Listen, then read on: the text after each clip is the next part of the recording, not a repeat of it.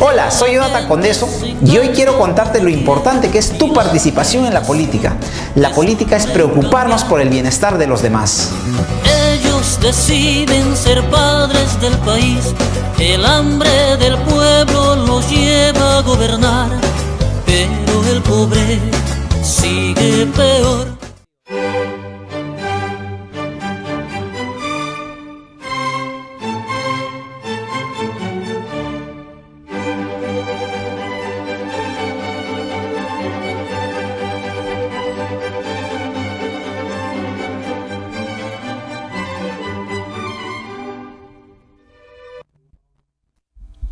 Muy buenas noches, bienvenidos a su programa Sin Rodeos.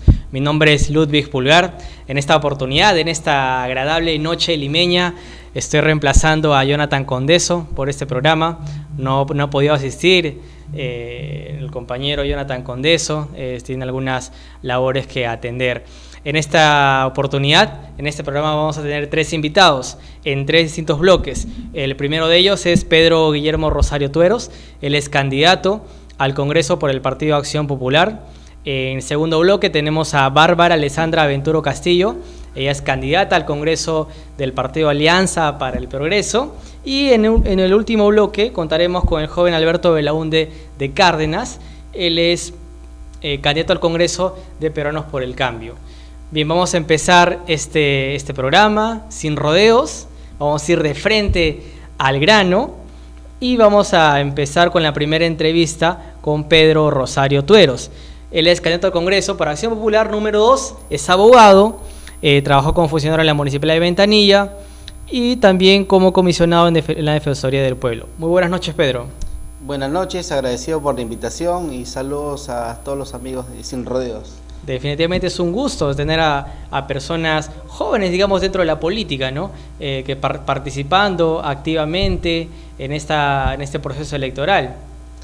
Bueno, sí, desde luego en Acción Popular se llevaron a cabo elecciones internas de militantes. En este caso la militancia del partido me eligió y me otorgó la posibilidad de ser el número 2. Como bien lo has dicho, amigo Pulgar, el partido me dio el número 2 en base a una elección.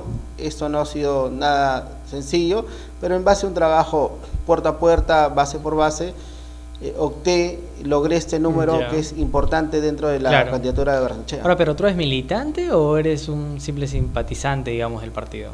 Bueno, soy militante, tengo ya algunos años en el partido, pero finalmente esta candidatura responde a lo que quiere la población en general. ¿Y eres un militante por historia? ¿Eres un militante por tradición o por convicción?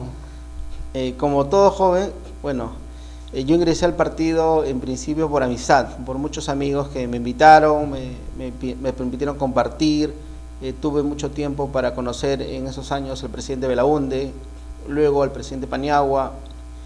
Fui conociendo la doctrina del partido. Que es el Perú, ¿no? Claro, el Perú como doctrina, el Perú como ¿no? Que fundamentalmente basa su doctrina en conocer la historia del Perú, se nos inspira a conocer y a partir de ello buscar qué es lo mejor para poder superar las deficiencias que pudiesen existir en el país. Y bueno, aquí estamos, es una candidatura joven, fresca, con un número importante. Creemos que es la oportunidad de rostros nuevos en la política, de buscar gente joven que quiera trabajar por su país, y en este caso creemos que vamos a hacer un buen trabajo desde el Congreso de la República. ¿Es la primera vez que postulas al Congreso? Sí, es la primera vez. Es la primera vez. ¿A un cargo público, por elección? Mira, yo tengo 35 años actualmente, siempre me gustó la política. Cuando tuve 21 años, postulé a la alcaldía del Rímac. ¿Alcaldía? Sí. De arranque nomás. Fue algo importante, interesante. Siempre me he contactado con grupos de jóvenes. En esos años también propiciamos una candidatura fresca, joven, y se me dio la posibilidad de postular. Hicimos un buen papel en la elección municipal. No se dio la posibilidad, pero ahora, años después, me he preparado, tengo una carrera, tengo una maestría, he trabajado en el sector público, conozco... ¿Cuál es tu especialidad, digamos, dentro del derecho? O sea, que puedas manejar y cómo te puedes desenvolver como congresista. Mira, como bien lo has indicado, yo he sido funcionario de 2 entidades, ¿no? Tanto en una municipalidad como en la Defensoría del Pueblo, conozco bastante lo que se refiere a la gestión pública, pero gestión pública desde ambos frentes, desde un punto de vista al servicio ciudadano y también como funcionario servidor público. ¿Por qué? En la Defensoría del Pueblo me ha permitido conocer la problemática, los problemas reales que padecen los ciudadanos cuando acuden a un centro de salud, cuando acuden a una institución educativa o cuando van a una municipalidad y no los atienden adecuadamente, o las personas mayores cuando recurren para obtener su pensión de jubilación no son atendidos de la mejor manera. Esa problemática conozco y desde luego ahora nuestra propuesta al Congreso se basa, entre otras cosas, en dar oportunidades para los jóvenes, ¿no? Creo que eso es lo que nos inspira para poder, conociendo la problemática desde el punto de vista de servicios a los ciudadanos, dada mi experiencia en la gestión pública, creo que tenemos un buen equipo y vamos a poder hacer bien las cosas del Congreso. Bueno, el tema de jóvenes realmente sí es una problemática frecuente, constante y más aún, donde esta población joven es prácticamente es más del 30% de la población a nivel nacional, es alrededor del 33% de la población nacional, a lo mismo que electoral. Entonces muchas veces los políticos se han olvidado de los jóvenes, se han olvidado, pero ahora cuando viene época electoral, sabiendo, ¿no?, que estas estadísticas, ¿no?, de que hay una gran cantidad de jóvenes, los ponen en agenda.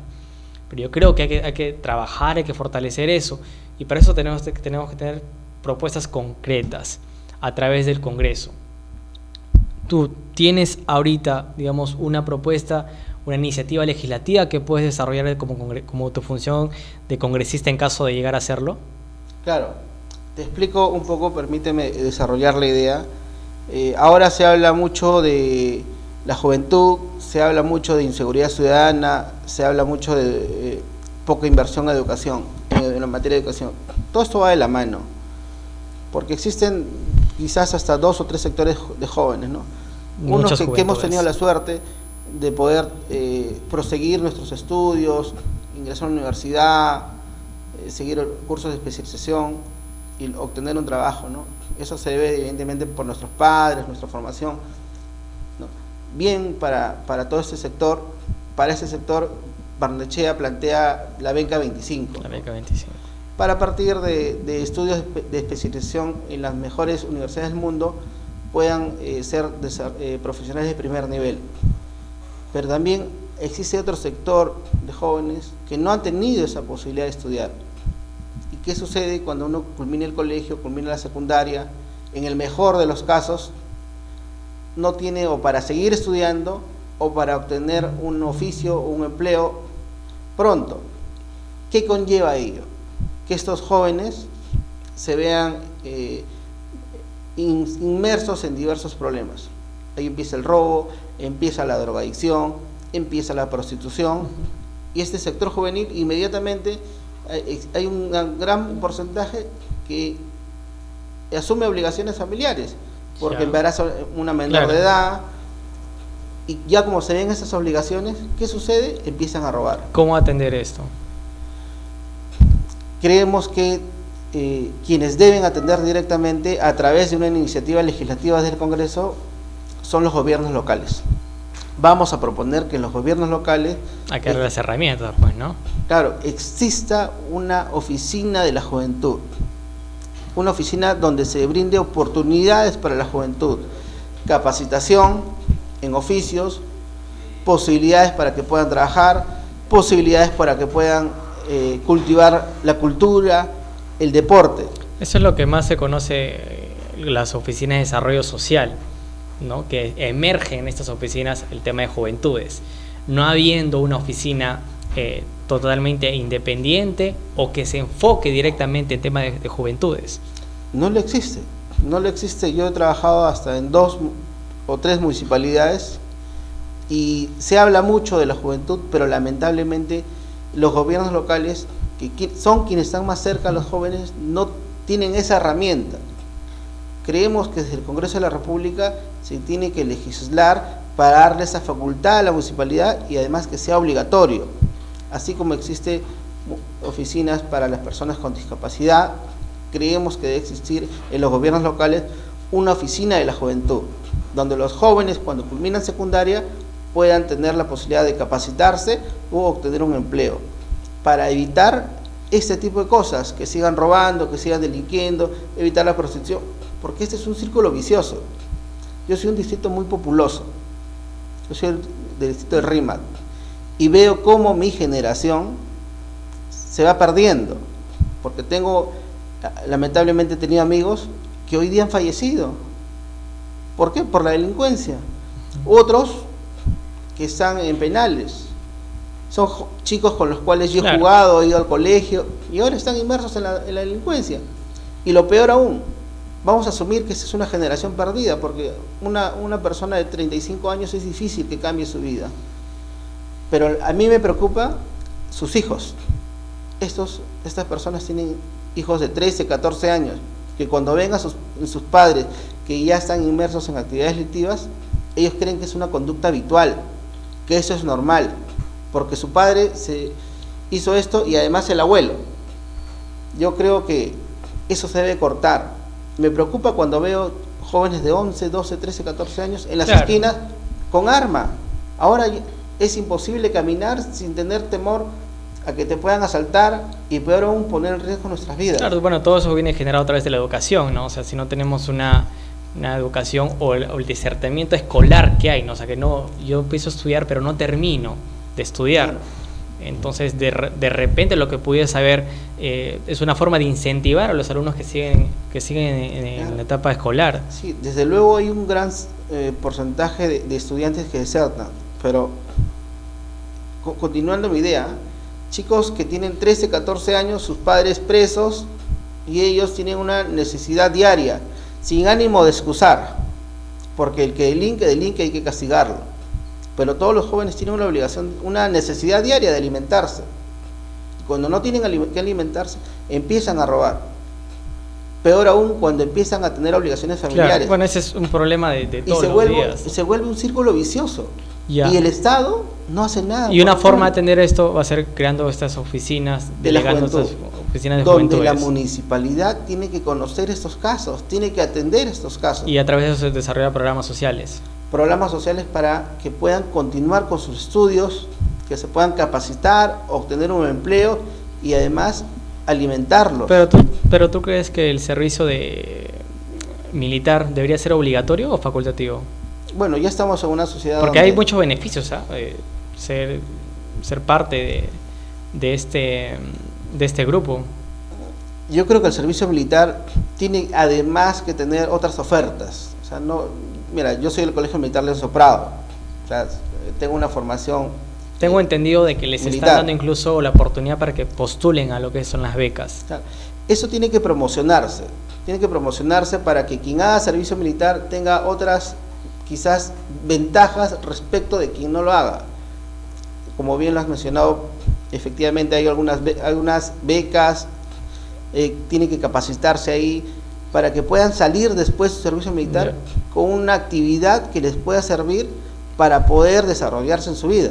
Hubo una iniciativa de que se iba a hacer, ¿no? Y era discriminatorio. La Defensoría del Pueblo incluso pues interpuso una acción en el Tribunal Constitucional en la cual pues este proceso en las cuales digamos los jóvenes que no estaban estudiando ni trabajando iban a ser llevados al servicio militar. ¿Tú compartes esa idea? Mira, las sociedades nos vamos desarrollando, vamos evolucionando. Yo creo mucho en la libertad de las personas. Ya donde nos encontramos en la sociedad de la información es imposible obligar a una persona a que realice una actividad en particular. Pero sí creo que hay que incentivar el servicio militar, pero eso no es suficiente. O sea, hay que incentivar para ¿No lo que consideras obligatorio entonces? No debe ser obligatorio, siempre debe ser. Estamos en una sociedad hacerlo distinta. Más atractivo tal vez, ¿no? Hay que hacerlo más atractivo, con mayores beneficios, para que la juventud pueda, quizás quienes consideran seguir ese camino. Pero existe otro grupo en los cuales sí hay que darles oportunidades, desde los gobiernos locales. Creo que ellos son los que están más cerca a la población. Yo creo que programas como Pro Joven, antes el CONAJU, ahora CENAJU, desde mi punto de vista, no han servido. ¿Tú crees en el Ministerio de la Juventud? Creo que debe iniciarse en principios de los gobiernos locales. A través de las oficinas de la juventud. de las No creo juventudes. que hay que crear mayor burocracia a nivel del Ejecutivo. Creo que los gobiernos locales, con el presupuesto adecuado, con un lineamiento de política claro, puede hacer mucho por la juventud. Pero, repito, instituciones como ProJoven, Senajo, no han servido. No llegan a quien realmente necesita. Bueno, pero también el presupuesto de Senajo pues es paupérrimo, a diferencia de lo que alguna vez fue el CONAJU, que fue desactivado por Alan García. O sea, todavía la ley está, o sea, no ha sido derogado, pero fue desactivado todo ese sistema. Y ahora Alan García viene y nos propone el Ministerio de la Juventud. Sí, por ello, de verdad que no creo que hay que agregar mayor burocracia. Creo que los gobiernos locales tienen las herramientas, hay posibilidad de que los funcionarios que son quienes están más cerca a la población. Yo creo que desde el Ejecutivo no se va a poder desarrollar. Ya. Yo creo mucho en el trabajo social, pero desde base. No creo que desde arriba pueda solucionar las cosas, porque importa el contacto diario, la comunicación, el acercamiento. Okay. Es difícil que un joven de un barrio, un asentamiento humano, se traslade a una zona distinta a su entorno social. Creo que es más sencillo para que estos jóvenes en dificultades puedan trasladarse y hacer sus actividades promovidas por los gobiernos locales en su entorno, en su distrito. Perfecto, Pedro. Ahora, ¿qué le esperas de la campaña? ¿Qué esperas de la campaña? ¿Cómo se va a desarrollar? ¿Barnechea dónde está ahorita? Bueno, Alfredo Barnechea hoy ha estado en Capeco, ha expresado sus propuestas en lo que se refiere a construcción, se ha explayado en una de las propuestas que tenemos, que es la construcción de 1 millón de viviendas, que para algunos nos critican, pero para Acción Popular 1 millón de viviendas no es un tema nuevo. Ya Belaúnde ha construido en sus 2 gobiernos diversos conjuntos habitacionales. Y que no se han vuelto a construir de esa manera, ¿no? Esas Claro. unidades vecinales. Sí, y que la población no conoce. Fíjate, ayer estuve en Cercado de Lima, en Palomino, y la población, fui con mi equipo de campaña, y se acordó que Acción Popular construyó Palomino. Hace unos días estuve en las Torres Limatambo, aquí en San Borja, también lo construyó Belaúnde. Y ese tipo de conjuntos habitacionales ya no se han vuelto a construir. Creemos por ello en la propuesta de Barnechea, que es una propuesta viable, seria, y que además se va a construir a costo social, para que quien menos tiene pueda tener el acceso a una vivienda digna. Claro. ¿Es cierto que la campaña es 100 camiones y 100 millones? Es una gran realidad, porque Acción Popular, entre otras cosas, siempre se ha caracterizado por tener personas decentes. Es el partido decente, de propuestas concretas, de propuestas serias, y además siempre en el partido, quienes estamos desde hace algunos años, nos hemos capacitado. O sea, no venimos a hacer política de un momento a otro, y tampoco pretendemos obtener de la política grandes millones, porque tenemos una vocación de servicio inspirada en Fernando Belaúnde, que fue uno de los presidentes que ingresó al gobierno y salió más pobre, sin mayores recursos. Otro gran ejemplo que tenemos es el doctor Paniagua, una gran persona, un profesor de Derecho Constitucional, claro, de primera. Bueno. Y ahora tenemos a Barnechea, un candidato de lujo, que creemos que en el transcurrir de los días... ¿Va a alcanzar el tiempo? Estamos casi a 50 días. Menos de 50 días. Mira, a sí 40 va a alcanzar, días por ahí. Sí va a alcanzar. Yo creo que hay que darle duro, hay que seguir caminando. Alfredo el fin de semana va a estar en el Callao, vamos a acompañarlo. Y además, fíjate, mucho ahora la población elige finalmente cuál es la opción en los últimos 15 días. Claro. Ahorita, faltando un poco más de un mes, todavía la gran mayoría de la población no ha optado por quién votar. Esperemos. Ahora, Alfredo va a caminar, seguramente va a acompañarnos a algunas caminatas en Lima, los candidatos al Congreso, y esperamos que la población siga escuchando al candidato de la decencia, al candidato de la honestidad, al candidato que propone, entre otras cosas, la renegociación del gas. Ya Kuczynski Y ahorita parece vamos a tener en un momento a un candidato al Congreso que es del partido de PPK. Claro, ahí sería... Que lo ha confrontado Barnechea, de hecho, de que le va a demostrar que el ignorante es él, ¿no? Que sí se puede renegociar el gas. Se puede renegociar el contrato del gas como todo contrato. Entonces, creo que un estudiante de Derecho de segundo o tercer ciclo muy bien lo sabe, que todo contrato en principio es entre dos partes y cualquiera de las partes puede pedir una renegociación. Okay. Eso es un tema totalmente viable. Bien, Pedro, tienes el número 2, tienes 30 segundos para dirigirte a la Cámara y tratar de convencer al electorado. Bueno, estimados amigos, este 10 de abril les pido en principio que apoyen a Alfredo Barnechea, el candidato de la decencia, el candidato de la honestidad, marcando las 3 lámparas de Acción Popular, y el número 2 de su amigo Pedro Rosario. Ya saben, pasen la voz que Pedro es el número 2.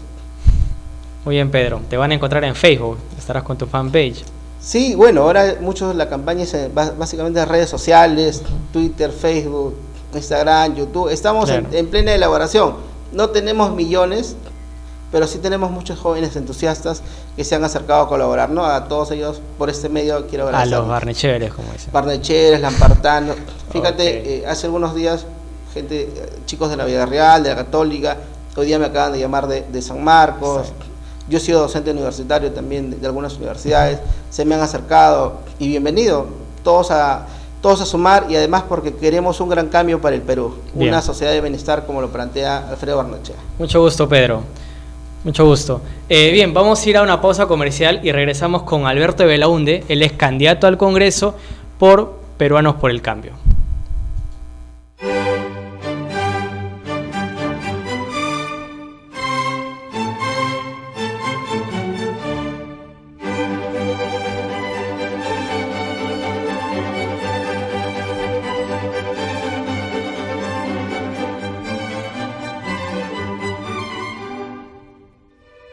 Buenas noches, mi nombre es Joel Odargusquiza, pertenezco a la organización Ciudadanas y Ciudadanos. Saludo para Casa de la Constitución Televisión. Reconozco el trabajo que vienen realizando, fomentando y promoviendo la participación de la nueva generación para el fortalecimiento de la democracia.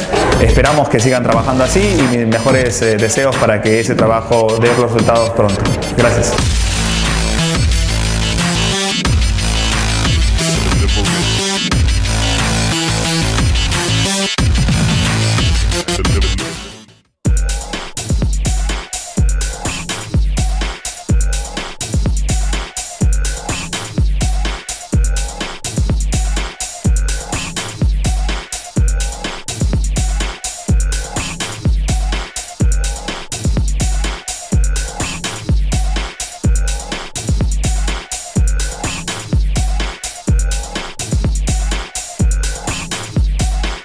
Hola, soy Jonathan Condeso y hoy quiero contarte lo importante que es tu participación en la política.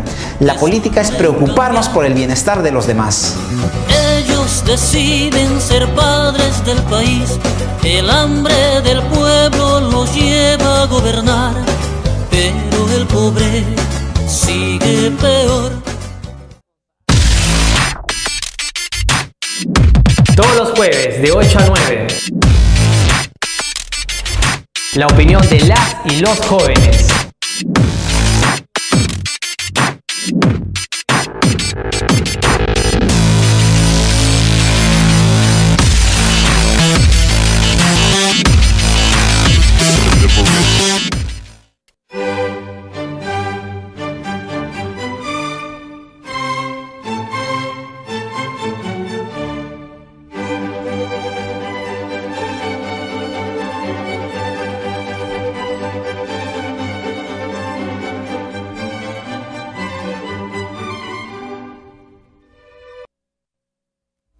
Bien, joven, señorita, señor, señora, seguimos con Sin Rodeos. En esta noche estamos reemplazando a Jonathan Condeso. No han podido asistir y espero que este programa les guste. Lo estamos haciendo con bastante cariño, con bastante aprecio a todos los televidentes. Bien, tenemos a Alberto de Belaunde. Él es un candidato joven, es abogado, ¿no? Estamos en confianza. Él ha trabajado en la Municipalidad de Miraflores y en la Municipalidad de San Borja. Es el número 17 de Peruanos por el Cambio. Muy buenas noches, Alberto. Buenas noches, gracias por la invitación y buenas noches con todos los que nos ven en su casa. Claro, mucho gusto. ¿Qué tal? Solo una pequeña precisión, no he trabajado en San Borja, pero he sido y soy jefe de gabinete de asesores del alcalde Muñoz en Miraflores. Ya, San Borja no. Desde hace 5 Entonces, años. bueno, Y nada, ahora está con la licencia por la campaña. Sí, está bien. ¿Tienes un cargo de confianza en la Municipalidad de Miraflores? Sí, soy el jefe de gabinete de asesores. Ya. ¿Y has venido trabajando en tema de juventudes? He venido trabajando todo el tema de gobierno local, evidentemente como joven. Además, llegué a la municipalidad a los 24 años, como el funcionario más joven. De hecho, el tema juvenil siempre me ha llamado la atención y he buscado incidir más en esos aspectos. ¿Por qué te convenció Pedro Pablo Kuczynski?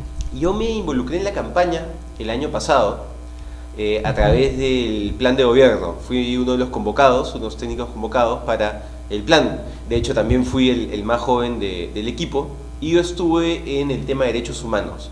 Y la verdad es que encontré un equipo de profesionales muy diverso, de diferentes áreas, de diferentes edades, pero que todos tenían en común el inmenso amor por el país y las ganas de utilizar su experiencia y todo lo estudiado y aprendido en generar las mejores propuestas. Entonces yo creo que PPK es de los candidatos que, uno, se ha esforzado en tener un gran plan de gobierno y dos, se ha esforzado en convocar a un equipo grande, que además lo vemos, no es solo un candidato que va a todos lados, sino que es un equipo de profesionales grandes. Pero se ha esforzado, digamos, en el último año, ¿no? O sea, digamos, después de la elección del 2011... No, yo creo que la elección del 2011 es una elección interesante para PPK. ¿Que Guzmán la está repitiendo? No, son fenómenos distintos, porque además creo que lo que aprendió PPK el 2011 es que era necesario hacer un esfuerzo para tener una plataforma común con otros profesionales y no depender de otros partidos. Entonces él tiene el mérito de construir una organización desde cero y de sacar adelante este proyecto, además un proyecto convocante, abierto, amplio, donde profesionales de distintas edades, incluido nosotros, profesionales jóvenes, tienen un espacio para construir y crecer. Se le da espacio a los jóvenes en el letra del partido. Soy la prueba de ello y no soy el único joven a nivel nacional postulando, somos varios, que además estoy seguro estarán contentos de venir al programa.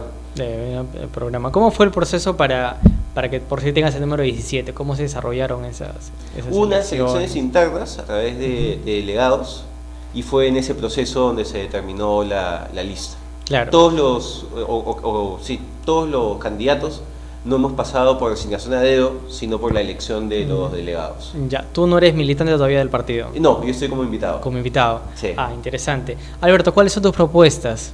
A mí lo que me interesa y lo que me inspira a postular el Congreso es lograr un Congreso más decente y más eficiente. Y estoy tratando de tener propuestas muy puntuales y concretas para lograrlo. ¿Cómo lograr un Congreso decente cuando no depende de uno mismo, sino depende pues de la gran masa de los 130 congresistas? Efectivamente, esa es una muy buena pregunta. Primero, lo que necesitamos es una bancada y congresistas decentes que impulsen el cambio.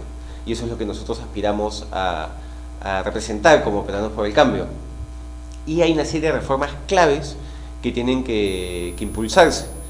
Una de ellas, por ejemplo, es cambiar por completo el actual código de ética del Congreso, que es más una declaración de buena voluntad que un auténtico código de ética.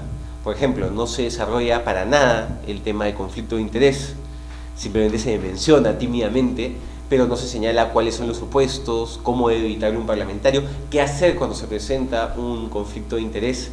Otro tema también es que la actual normativa solo permite que un congresista que comete una falta grave a la ética sea suspendido 120 días. Creo que tú ponías no más robacables. No más robacables, no más comepollos y no más mataperros, porque esas personas no deben ser suspendidas 120 días, que es casi unas vacaciones escolares de verano.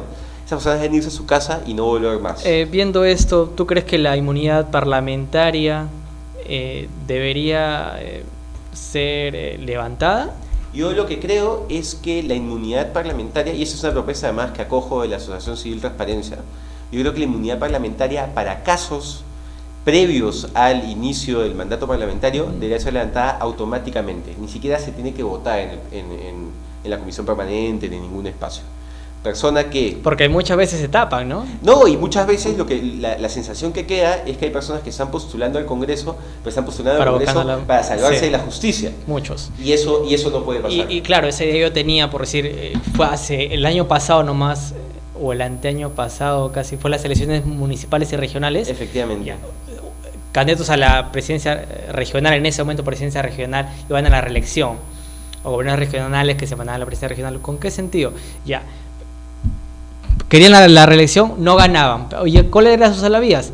Mandarse al Parlamento. Y lo estamos viendo. Porque venían cargando esa mochila. Y ¿no? lo estamos viendo en varias varias listas, afortunadamente no es el caso de la lista de PPK, pero claro, el Tribunal Constitucional ya dijo que la inmunidad parlamentaria es solo para el periodo parlamentario, pero el Congreso todavía somete estos temas a votación para ver si se levanta o no. Este tema debería ser automático, cambiar el reglamento del Congreso muy puntualmente. Y ahora, pero ponerse de acuerdo con los congresistas para acá el tema es muy claro. ¿Eso es una propuesta a título personal o es una propuesta del partido? Una propuesta personal, pero acogida por la bancada con entusiasmo. Y aquí hay un tema muy, muy puntual, que es si la bancada, en coordinación con la opinión pública y la prensa, no logra convencer a una mayoría de parlamentarios para hacer estos cambios de fondo que necesita el Congreso, no tendré ningún problema en buscar directamente a la ciudadanía y llevar esta iniciativa, entre otras, a referéndum. Si los congresistas no quieren votar esto en el Pleno, que lo decida la gente a través de algo que está establecido en la Constitución, y que directamente el ciudadano... Y hablando de referéndum y de estos temas de iniciativa de la gente y también de un congresista, ¿tú crees que la Constitución debería convocarse una asamblea constituyente para una nueva Constitución? No, yo creo que... ¿Estás conforme con la Constitución hecha en un gobierno dictatorial? Bueno, las constituciones suelen ser productos de una transición entre gobierno dictatorial a un gobierno más democrático. Lo mismo pasó con la Constitución del 79, nosotros estábamos la del 33, claro, y vamos retrocediendo. Es lo usual. Pero nosotros veníamos de un gobierno democrático y se impuso una dictadura. Y efectivamente, y gracias a la presión internacional que se convoca al Congreso Constituyente. Y el Congreso tuvo un gesto, cuando caído, o mejor dicho, fugado, Fujimori, que me parece muy digno, que fue retirar su firma en la Constitución. Y desde entonces hasta ahora la Constitución ha tenido permanentes reformas constitucionales, como por ejemplo todo el capítulo de descentralización, que es un capítulo absolutamente distinto al que estaba en la Constitución original del 93, porque la institucionalidad de un país no puede llevarnos a estar cambiando de Constitución simplemente por el hecho de cambiar la Constitución y abrir las puertas. Pero desde el punto de vista moral, porque muchos que han participado dentro de las comisiones de esta Constitución ahora están pues en la base naval, están purgando condena. O sea, el tema, recordemos que la Constitución fue aprobada mediante referéndum y fue la población. Claro, pero hay un pronunciamiento del Tribunal Constitucional, una sentencia donde el constitucionalista Alberto Borea curiosamente, ¿no? Plantea una acción de inconstitucionalidad contra la Constitución. Y la Constitución validó la legitimidad de la misma. Claro, el sentencia valida, pero se hace una reflexión de parte de los magistrados del Tribunal Constitucional, en la cual se decía, ¿no? Esta Constitución tiene muchas aristas, o sea, ha sido ejercida con presión militar. Y los temas puntuales que hay que reformar, hay que reformarlas. Por ejemplo, el tema de la suspensión de 120 días es un tema que está en la Constitución. ¿Y el tema de la bicameralidad? El tema de bicameralidad, lo que yo creo que hay que ver en estos momentos es asegurar que la doble votación que se ha instaurado en ese sistema unicameral funcione. Porque lo que ocurre el día de hoy en nuestro Congreso es que se bypasean la doble votación. Porque claro, ¿qué es lo que debe pasar? Se vota un proyecto de ley, luego que pasó la comisión, y después tiene que esperarse 7 días para que una nueva votación ratifique que este proyecto se convierta en ley. ¿Cuál es el problema? Que los congresistas, una vez aprobado, en esa misma sesión, exoneran la segunda votación. Entonces no dan tiempo para que la prensa, la ciudadanía puedan intervenir y manifestarse respecto a lo que se está aprobando, porque muchas veces terminan siendo leyes sorpresas. Entonces yo creo que antes de pensar en volver a la bicameralidad en un contexto de un Congreso absolutamente deslegitimado, hay que tratar de recuperar la legitimidad del Congreso con la estructura que tiene ahora. Y hablando de coyuntura, política, ¿tú crees que el TPP debería ser firmado en este Congreso? No, No, yo creo que un acuerdo de la importancia y trascendencia del TPP debe ser discutido, la población debe ser informada, y estamos a puertas de un nuevo congreso, y ese es el nuevo congreso. ¿Y por qué crees que debería ser el próximo congreso? Porque creo que la correlación de fuerzas políticas que están en este momento del país es distinta a la que había hace 5 años. Y creo que el debate va a ser un debate más sano y más saludable, porque entre otras cosas creo que es un tema que debe empezarse a discutir ahora en la campaña. Pero también desde el punto de vista de que este tratado transpacífico no se conoce su contenido.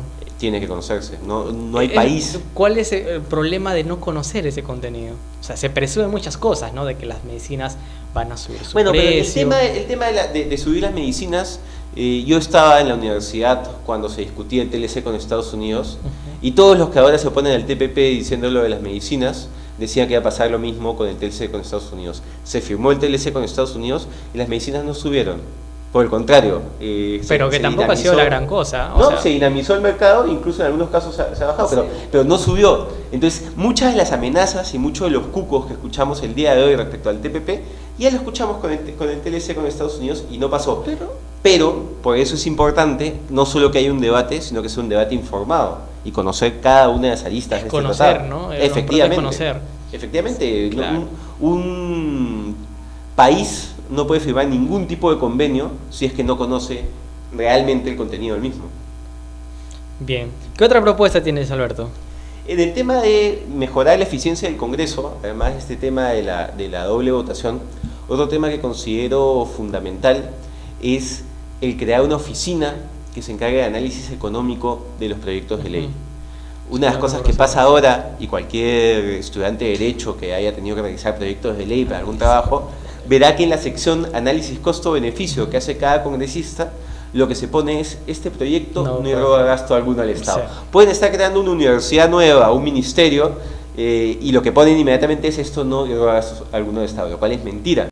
Y se está utilizando dinero de la población para algo que no ha sido correctamente analizado. En este caso, que sería, digamos, una oficina. Una oficina técnica que se podría darle algún tipo de autonomía. Por ejemplo, podrías hacer un convenio con la UNI, con el Centro de Investigaciones de la Universidad del Pacífico, con algún sitio de prestigio y no politizado, que se encargue de dar un dictamen. No estamos diciendo que va a ser una censura, un control previo, nada de eso. Los congresistas... ¿Eso no llevaría más trabas, digamos? No, lo que daría es la información que tanto la ciudadanía como los parlamentarios que van a votar este proyecto tienen que conocer para saber si es que efectivamente es un proyecto positivo. ¿Cuánto va a costar y cuál es el beneficio? Definitivamente eso es una propuesta bastante interesante, ¿no? O sea, a veces... Y que se requiere simplemente modificar un artículo de reglamento. Nada más, no es que se requiere un cambio constitucional ni grandes... Un artículo de reglamento. Porque a veces pues se vuelven bastante holgados, los congresistas dicen: no, yo aprobé 20 leyes, 15 leyes, ¿qué leyes? O sea, no, y uno ve los proyectos, de la por ejemplo, el día del emolientero, que es una actividad de hecho tradicional y muy interesante, y uno lee el proyecto de ley y el proyecto de ley no dice nada. Simplemente destaca la importancia de los emolienteros y le indica a las municipalidades el rol de formalizar la actividad. No dice nada.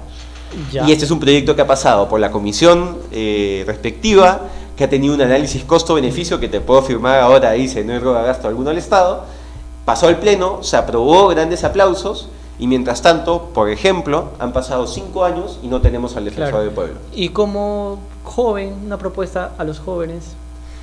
Propuestas a los jóvenes. Es interesante, venía escuchando la entrevista anterior, y yo creo que los jóvenes tenemos que dejar de ser encasillados como un grupo absolutamente homogéneo, absoluto, y que se interesa solo unos temas, ¿no? La problemática joven es una problemática transversal. A los jóvenes que se aplica en todos los ministerios. Claro, y por eso es que yo me opongo, por ejemplo, al Ministerio de la Juventud. El Ministerio de la Juventud es una manera de encarpetar en burocracia en un edificio antiguo del centro de Lima a todos los jóvenes, con expectativas que no se van a cumplir. Entonces, lo que a mí me interesa es que la problemática joven sea transversal al Ministerio del Trabajo, porque queremos acceso a empleos dignos y que desaparezca, es transversal, ¿no? Pero no, y que desaparezca este derecho a piso.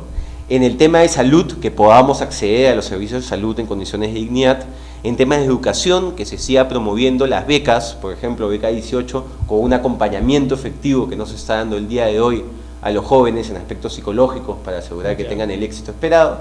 Y en fin, que la agenda joven no sea escondida en una oficina en las municipalidades o en un ministerio, sino que acompañe cada una de las políticas públicas que se implemente en el Estado. Para ir cerrando, Alberto, ¿tú crees que los contratos se pueden renegociar? En este caso, los contratos de gas. Si hablemos directamente del contrato de Camisea, que es lo que está diciendo Alfredo Barnechea. Es absolutamente irresponsable y demagógico decir que se puede renegociar el contrato de Camisea. Por un tema muy sencillo. Efectivamente, los contratos conceptualmente pueden renegociarse.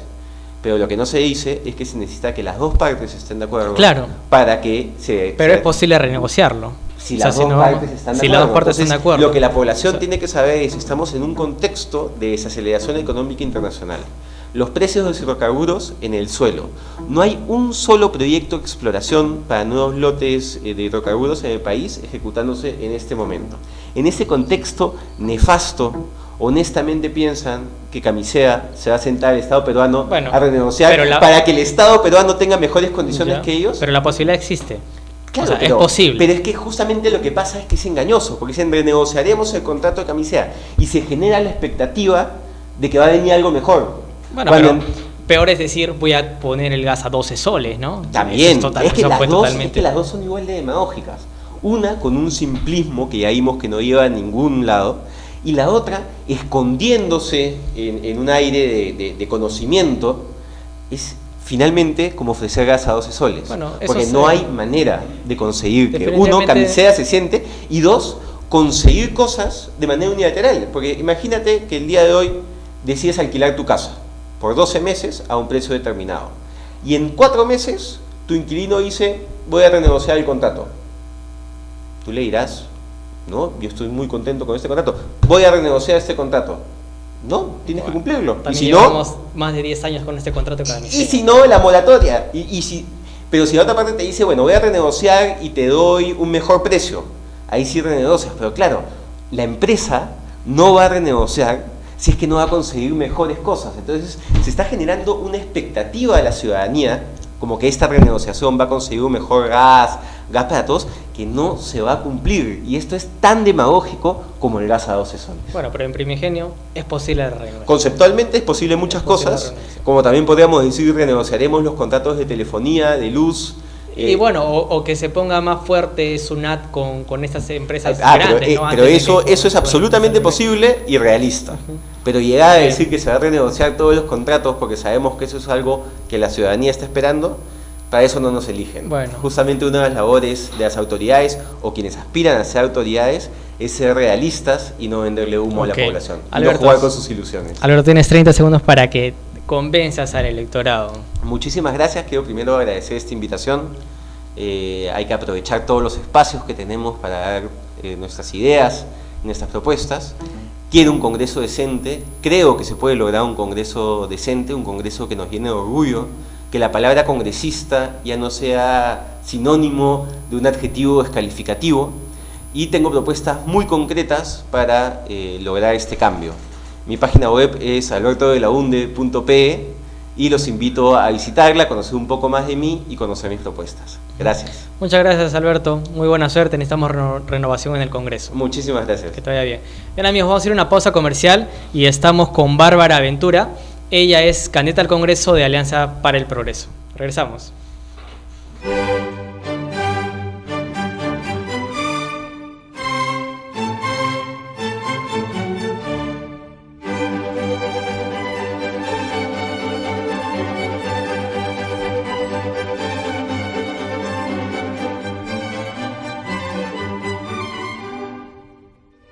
Buenas noches, mi nombre es Joel Odargusquiza, pertenezco a la organización Ciudadanas y Ciudadanos. Saludo para Casa de la Constitución Televisión. Reconozco el trabajo que vienen realizando, fomentando y promoviendo la participación de nueva generación para el fortalecimiento de la democracia.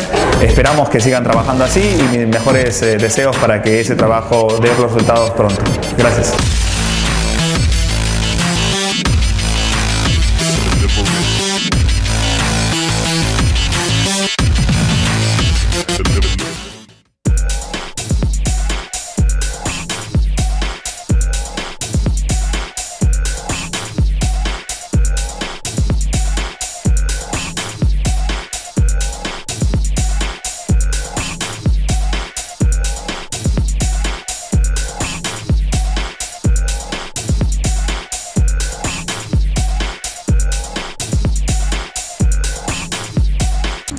Hola, soy Jonathan Condeso y hoy quiero contarte lo importante que es tu participación en la política. La política es preocuparnos por el bienestar de los demás. Ellos deciden ser padres del país, el hambre del pueblo los lleva a gobernar, pero el pobre sigue peor. Todos los jueves de 8 a 9. La opinión de las y los jóvenes.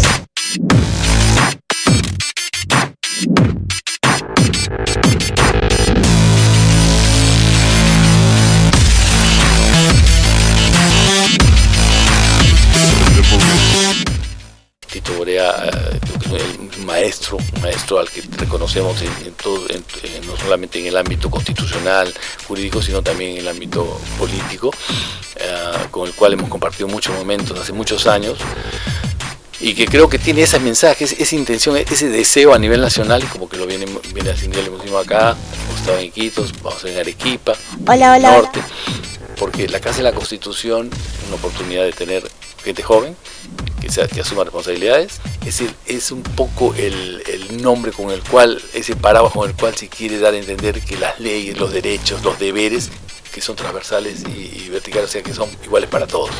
Buenas noches, mi nombre es Joel Odargusquiza, pertenezco a la organización Ciudadanas y Ciudadanos. Saludo para Casa de la Constitución Televisión. Reconozco el trabajo que vienen realizando, fomentando y promoviendo la participación de nueva generación para el fortalecimiento de la democracia.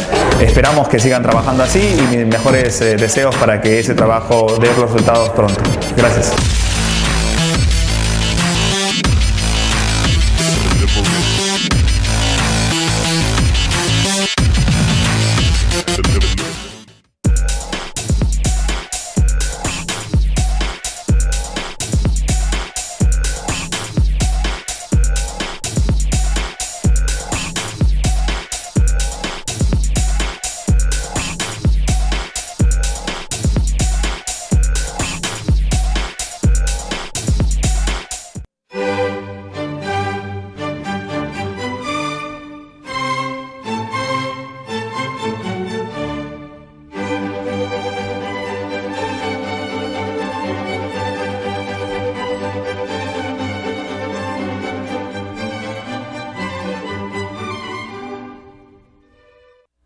Bien, continuamos con Bárbara Ventura. Ella es candidata al Congreso por el partido Alianza por el Progreso que lidera el doctor César Acuña.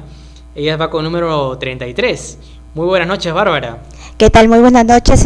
Ante todo, agradecer a todos ustedes por la invitación aquí en el programa Sin Rodeos. Bárbara, he estado viendo tu hoja de vida, una trayectoria bastante interesante, por lo que has venido participando en actividades en El Salvador, has estado también en otros países en Japón, de en Japón, Estados Unidos, ¿no? Fuera sí. del continente. Bárbara, ¿cuál es tu principal ideal, tu principal objetivo de ser congresista? Yo creo que el principal objetivo o sueño que tengo es que el Perú sea un país más justo, inclusivo y accesible. En mi calidad de candidata al Congreso, ¿no?, lo principal es fiscalizar el cumplimiento,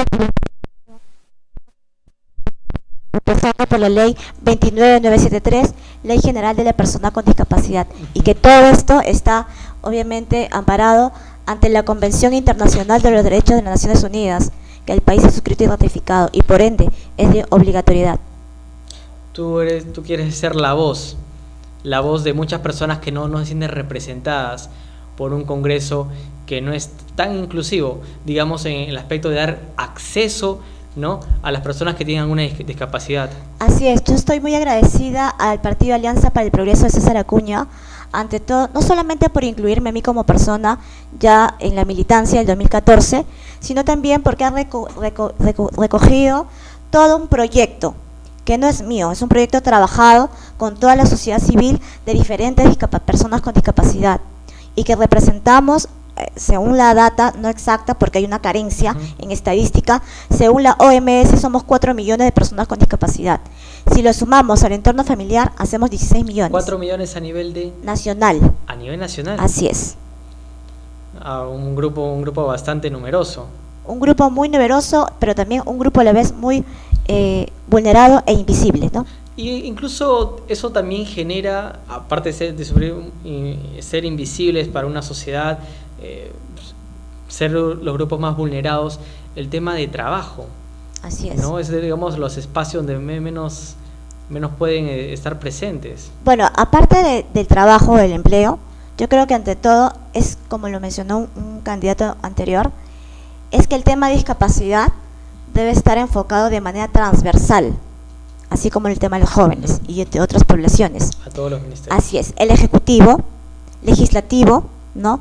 El sector privado, hay que hacer un trabajo articulado también, porque de acuerdo a nuestra nueva ley, hay una cuota laboral en el sector privado por primera vez. Creo que es ¿no? un 10%. No, es el 3% de una plantilla más de 50 trabajadores. Así es. ¿Tú crees que debería aumentarse ese? Yo creo que más que aumentarse, te comento por experiencia y por conocimiento, que hay empresas privadas, no voy a decir acá los nombres, que tienen un 40% de personas con discapacidad auditiva. Entonces, yo creo que no se trata de cumplir, sino hay que tener la concientización y la voluntad, ¿no?, del empresariado para poder dar oportunidades laborales. Y así vamos a dar las condiciones de trabajo. Así es, las condiciones de accesibilidad, los ajustes razonables, y ahora con en el nuevo escenario, la ley del teletrabajo. Pero antes, La ley del teletrabajo. Teletrabajo, así es. ¿Ya? Que ya ¿Me está podrías reglamentado. explicar un poco cómo es? La ley del teletrabajo, claro que sí. La ley del teletrabajo consiste en que todas las personas, mujeres embarazadas, personas con discapacidad, que no puedan trasladarse, puedan trabajar desde sus casas a través de las TICs, ¿no? Las tecnologías. Obviamente todo con sus beneficios, todo con sus vacaciones, etcétera, etcétera, ¿no? Entonces todo esto está a cargo, ya está reglamentado a través del Ministerio de Trabajo y Promoción del Empleo. Lo que estamos a la espera es que ellos dijeron que ya iban a comenzar a elaborar una estadística de cuántos teletrabajadores hay en el Perú. Y que sí hay, porque me consta. Pero en sí también, no solamente enfocarnos en la parte privada, sino también en el sector público, porque en el sector público hay una cuota del 5%, y hay que empezar que en el Congreso, siendo las personas que dan las leyes, la institución dadora de leyes no se cumple, ¿no? Claro, veo una dentro de tus propuestas que me parece bastante interesante y quisiera que me la aclares. Es, respaldar la reforma del Código Civil para el ejercicio de la capacidad jurídica de las personas con discapacidad. Así es. Cuando hablamos de capacidad jurídica, no soy abogada, pero manejamos mucho estos temas, hablamos de la capacidad del derecho al goce y de derechos. Entonces, de goce y ejercicio. Así es. Entonces, cuando hablamos, por ejemplo, en el caso de las personas con discapacidad intelectual, ¿no es cierto? Muchas veces el Código Civil actualmente decía que tenían que ser interdictadas, ¿no? Entonces nosotros no estamos de acuerdo, porque para eso es como que las personas están muertas, no existen, no pueden dar... Generalmente los interdictos son las personas que tienen están gravemente enfermos. No solamente enfermas, sino las personas con discapacidad intelectual, que no necesariamente están enfermas. Grupo, exactamente, entonces no debería ser así, porque para eso, bajo la nueva ley, bajo los nuevos estándares nacionales e internacionales, se dice que las personas con discapacidad pueden participar de la sociedad, también de sus derechos a través de los sistemas de apoyos. ¿Y qué son los sistemas de apoyo? Por supuesto, todo lo que tiene que ver con la accesibilidad, en principio, cuando son personas sordas, a veces no pueden firmar contrato, no podrían casarse, ¿verdad? Entonces, para eso están los intérpretes de lengua de señas. Entonces, por otro lado, cuando no pueden firmar, ¿no?, hay otros sistemas que sí pueden, a través de la huella dactilar, etcétera, etcétera, ¿no? Facilitar, pero por eso se le llama todo lo que es accesibilidad y los sistemas de apoyos. Ok. Promover un marco normativo que favorezca la reducción de impuestos, tributos o aranceles hacia las personas con discapacidad por el alto costo de la vida. Así es. O sea, esto es muy interesante. ¿Por qué? Porque como las personas con discapacidad tenemos un alto costo de vida, gastamos 3-4 veces con una persona regular, ¿no es cierto? Para medicinas, para otras personas usan pañales, alimentación. El 40% de la población con discapacidad severa, o sea, por ejemplo, severa quiere decir en todos los tipos de discapacidad, En mi caso, mi discapacidad severa, por supuesto, porque soy usuaria de silla de ruedas, porque necesito un acompañante casi todo el tiempo para mi desplazamiento y mi participación. Entonces, esos costos los debe de asumir el Estado. Pero, por ejemplo, si hay personas que trabajan, ¿no? En mi caso, yo soy consultora y así como yo hay muchos profesionales que trabajan. Pero también, así como trabajamos, aportamos, pagamos nuestros impuestos, nuestros tributos, pero también creo que merecemos todas las personas con discapacidad algunas deducciones. No pedimos la gratuidad. Y esto en un porcentaje, no sé si lo habrás podido analizar, ¿cuántos deberían ser descontados, no? Eso lo estamos trabajando con los especialistas de tributación. Todavía no te podía dar un marco exacto, pero lo importante es que ese proyecto de ley se va a dar cuando yo llegue al Congreso y me den la oportunidad. Cuando Bárbara esté en el Congreso. Así es. Ok. Mejorar la educación en todas sus modalidades y niveles. Esto que vendría a ser pues una propuesta a nivel general, pues, ¿no? Por supuesto, sobre todo es una propuesta a nivel ejecutiva, respaldando, ¿no?, la propuesta de Alianza para el Progreso, que es asignar el 6% del PBI para la educación. Y cuando hablamos de educación especial y educación inclusiva, ¿correcto? O sea, es decir, como lo he mencionado, hay ya, bueno, algunos avances, pero lamentablemente para nosotros no es suficiente, porque todavía existe mucha discriminación en los colegios para que las personas con discapacidad asistan, les cobran altas pensiones, ¿no? Y sobre todo que se necesita la capacitación de los docentes, porque muchas veces vemos a los niños en las escuelas, que los niños con discapacidad están atrás de todos los alumnos, ¿no?, sin discapacidad, y les dejan jugando, haciendo papelitos, dibujitos, pero ellos no avanzan, ¿no? Entonces la idea es que la capacitación de los docentes debe ser permanente. Es que es tan notorio ese tema, ¿no?, de falta de acceso, y me voy a referir a esta propuesta que es priorizar el Plan Nacional de Accesibilidad. Así es. O sea, tenemos calles en las cuales pues no hay esos pasos a desnivel, ¿no? En las cuales para personas que están con silla de ruedas o andan con algunas ayudas biomecánicas, apoyos, ¿no? Así es. No hay escaleras adecuadas, vías donde pasan los peatones, donde no hay transporte accesible, que es una gran... El corredor azul no es un transporte para accesible, nada, no es accesible. El metropolitano, podríamos decir que es un 30 o 40%, pero el problema es cómo llegar al metropolitano, ¿verdad? Y así sucesivamente. Pero aquí también algo que quisiera acotar sobre el tema de la educación, de la accesibilidad, perdón, que mencionabas, es que cuando hablamos de accesibilidad, no solamente nos enfoquemos en lo que es la parte de barreras de infraestructura física, sino también accesibilidad a la información. Los medios de comunicación deben de contar con los intérpretes o mensajes subtitulados, ¿no? Solamente el canal del Estado es el que tiene los intérpretes de lengua de señas. ¿Por qué no hacer un diario, ¿no es cierto?, no sé, semanal o cada mes, etcétera, etcétera, que sea impreso en formato braille? Para las incluso en los cines, ¿no? Los cines. ¿Qué día fue? El martes. El martes estuve en la Biblioteca Nacional. Ya, sí.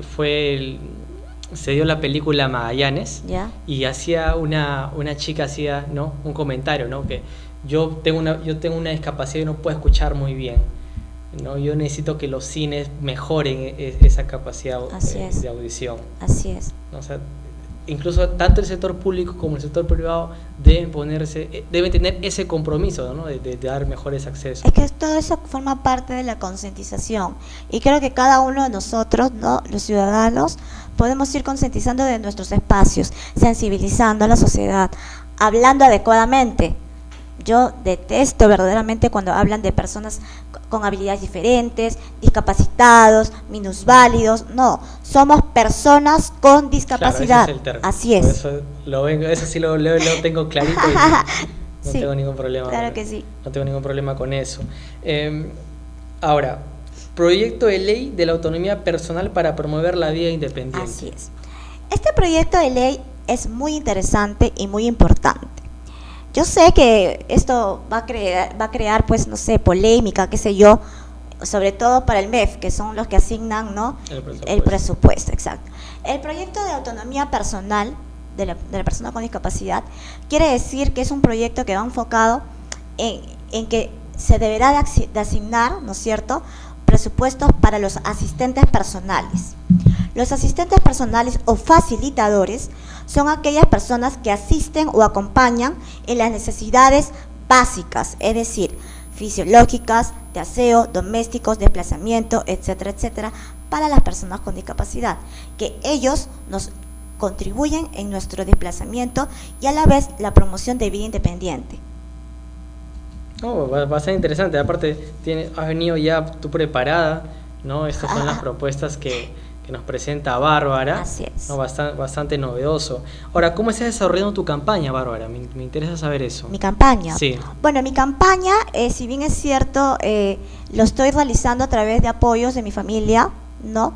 Y nada, o sea... Pero más en el tema de participación me refiero. La estrategia comunicacional, ¿a eso te refieres? La estrategia de comunicación, de desplazamiento, porque también se necesita, digamos, estar en determinados lugares. Sí, claro que sí. ¿Cómo manejas eso? Bueno, la verdad, prácticamente mi familia y yo me apoyan mucho, yo misma también estoy solventando mi campaña, en lo que es desplazamientos, ¿no? Me voy a encuentros con organizaciones de discapacidad a nivel de Lima Metropolitana, a todos, porque siempre de sociedad civil hemos trabajado articuladamente con todos y todas.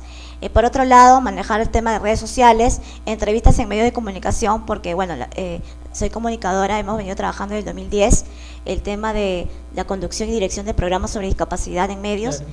Entonces, como que gracias a Dios es todo como un valor agregado o algunos beneficios que puedo tener, ¿no? Bárbara, ¿tú no te sentiste representada, no te sientes representada por el congresista Giancarlo Bacelli, si no me equivoco? Mira, yo no tengo ningún problema con nadie.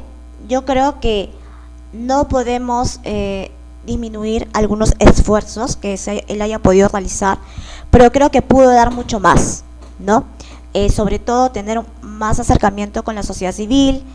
Hay que tener buenos asesores, porque no solamente el culpable es el congresista, sino también el equipo, ¿no? Que viene en conjunto acompañándolo y que tienen que, por supuesto, si es una persona con discapacidad y está representando a un grupo muy grande, ¿no?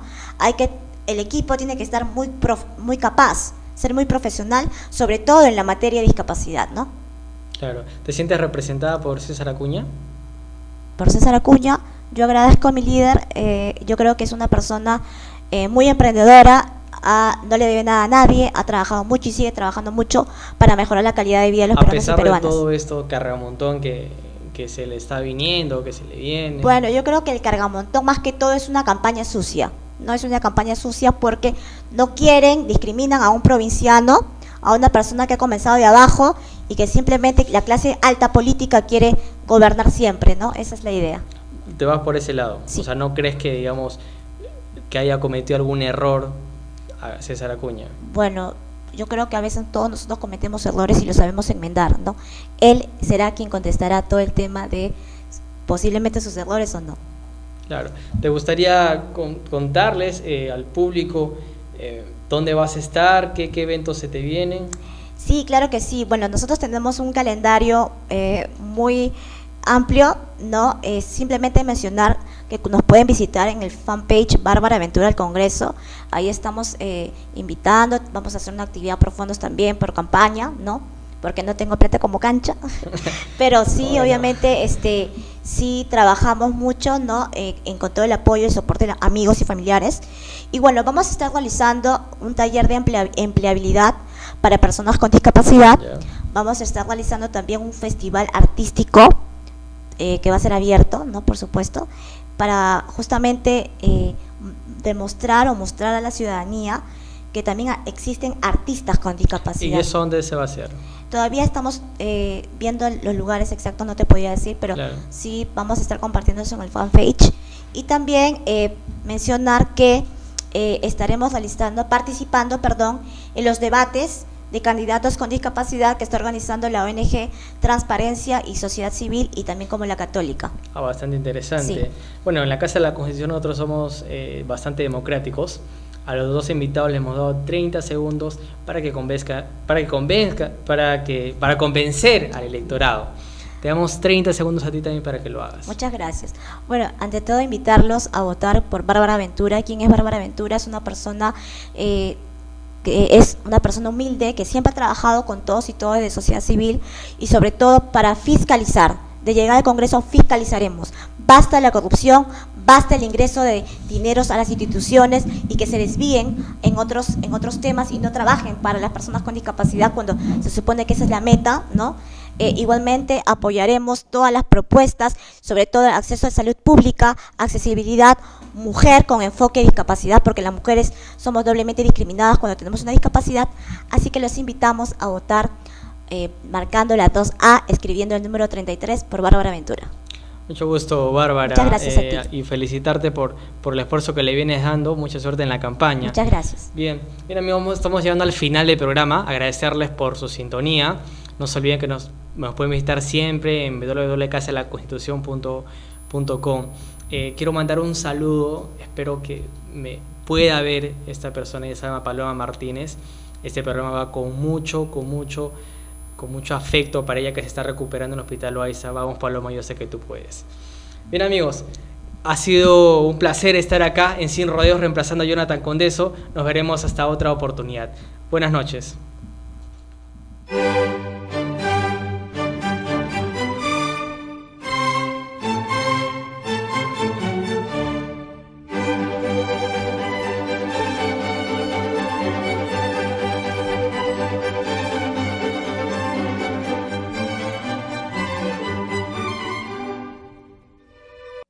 Buenas noches, mi nombre es Joel Odargusquiza, pertenezco a la organización Ciudadanas y Ciudadanos. Saludo para Casa de la Constitución Televisión. Reconozco el trabajo que vienen realizando, fomentando y promoviendo la participación de nueva generación para el fortalecimiento de la democracia. Esperamos que sigan trabajando así y mis mejores deseos para que ese trabajo dé resultados pronto. Gracias.